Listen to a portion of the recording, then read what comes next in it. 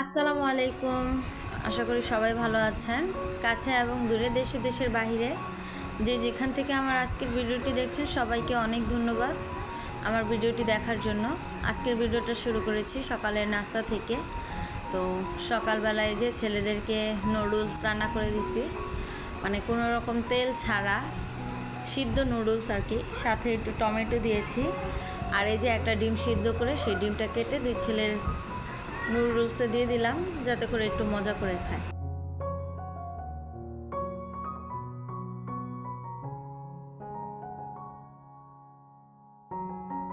তো সাথে একটু টমেটো সস ও সামান্য পরিমাণে একটু নুডলসের মশলা দিছি যাতে করে একটু খেতে ভালো লাগে ওদের কাছে। তো এটাই হচ্ছে আজকে ওদের সকালের নাস্তা।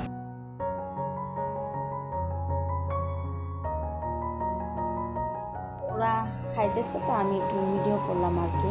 আমার বড় ছেলেকে জিজ্ঞাসা করতেছি কেমন হয়েছে, তো বলতেছে ভালো, অনেক মজা।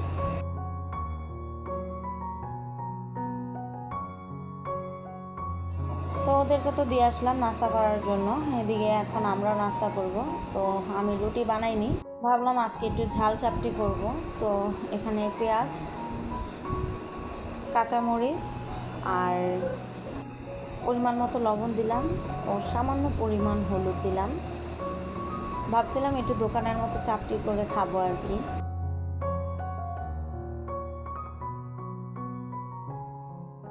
আর এই তো এখানে দিয়ে দিলাম চালের গুঁড়া আর সামান্য একটু আটা, আর সাথে হাফ চামচ আদা রসুন ও অল্প একটু জিরার গুঁড়া আর কি।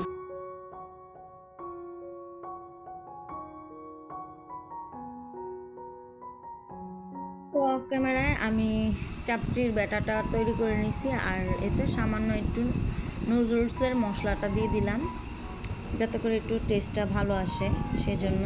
আর এই তো আমি চুলায় আগে থেকেই তাওয়াটা বসিয়ে রাখছিলাম যাতে গরম হয়ে যায়, আর সাথে সাথে আমি চাপটি বানিয়ে নিতে পারি।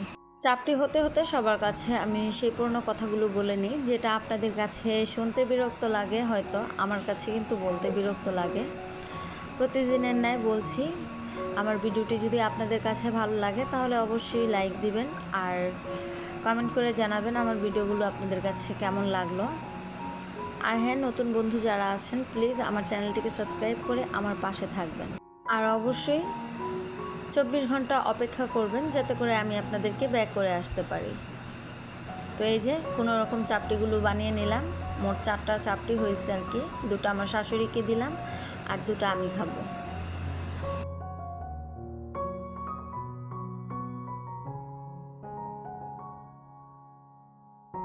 আর ছেলেদেরকে নুডলস দেওয়ার পরেও কড়াইতে কিছু নুডলস ছিল, তো সেই নুডলসটা আমি নিয়েছি। তো এখন চাপটি খেয়ে নেব, তারপরে নুডলস খাবো। তো দেখতেই থাকুন। আর আমি কিন্তু চাপটিগুলো এভাবেই খাচ্ছি, কোনো ভর্তা নেই, এমনিতেই আর কি চাপটি খাচ্ছিলাম। আসলে কোনো কিছুই এখন আর করতে মন চায় না, সেজন্যই তো নাস্তা বানাইনি। তো চাপটি খাওয়া শেষ, এই তো নুডলস খাচ্ছি।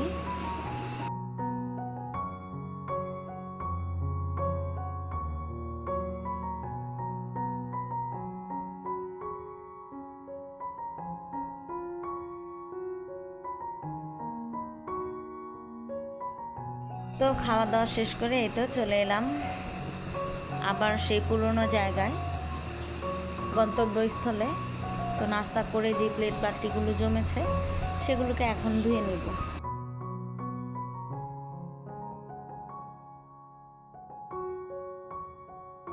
আপনাদের সাথে একটা কথা শেয়ার করে, আমার যেহেতু 2 বাচ্চা, তো 2 বাচ্চাকে সামলিয়ে, সংসার সামলিয়ে ইউটিউব সামলানোটা অনেক কষ্ট হয়ে যাচ্ছে আমার জন্য।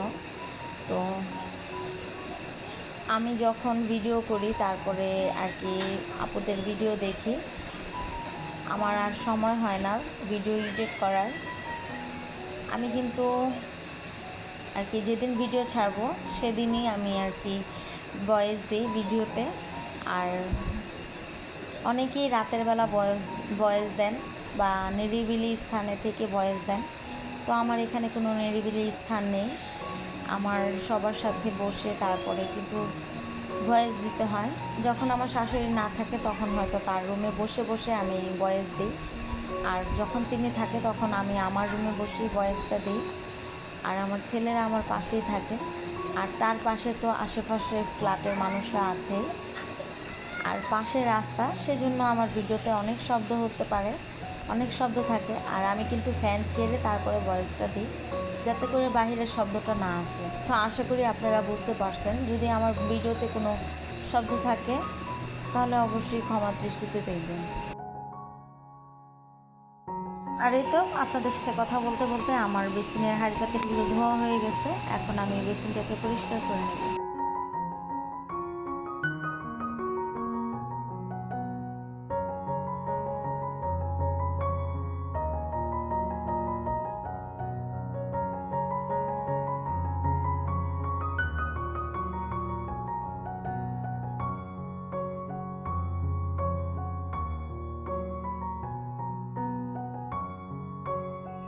তো আমি অফ ক্যামেরায় বেসিনটাকে পরিষ্কার করে নিয়েছি। আর এই যে দুটো বোতল খালি হয়েছে, তো সেই দুটো বোতলে আমি পানি ভরে এখন ফ্রিজে রেখে দেব। তো গতকালকে আমি একটা ভিডিও ছেড়েছিলাম পোলাও দিয়ে, গুঁড়ামরিচ দিয়ে রান্না করেছি। তো অনেকেই কমেন্ট করেছেন, অনেকেই নাকি পোলাও দিয়ে গুঁড়ামরিচ দিয়ে খেয়ে দেখেননি। যদি না খেয়ে থাকেন তাহলে একবার হলেও ট্রাই করে দেখবেন, অবশ্যই ভালো লাগবে। আসলে গুঁড়ামরিচটা দিলে কালারটা সুন্দর আসে আর খেতে সময় একটু ভালোই লাগে।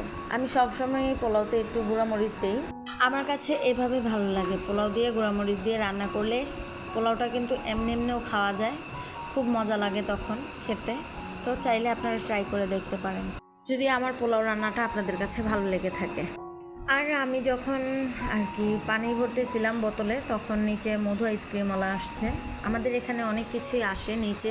তো এত গরম পড়ছে, ভাবলাম একটু মধু আইসক্রিম কিনে খাই, ভালো লাগবে। তো 4টা আইসক্রিম কিনছিলাম। তো একটা আমার শাশুড়িকে, একটা আমার ছোট ছেলেকে, আর একটা আমার বড় ছেলেকে দিছি। আর এই যে আমি আইসক্রিম খাচ্ছি বারান্দায় বসে বসে, আর বাইরের দৃশ্য দেখতেছিলাম, খুব ভালো লাগতেছিল।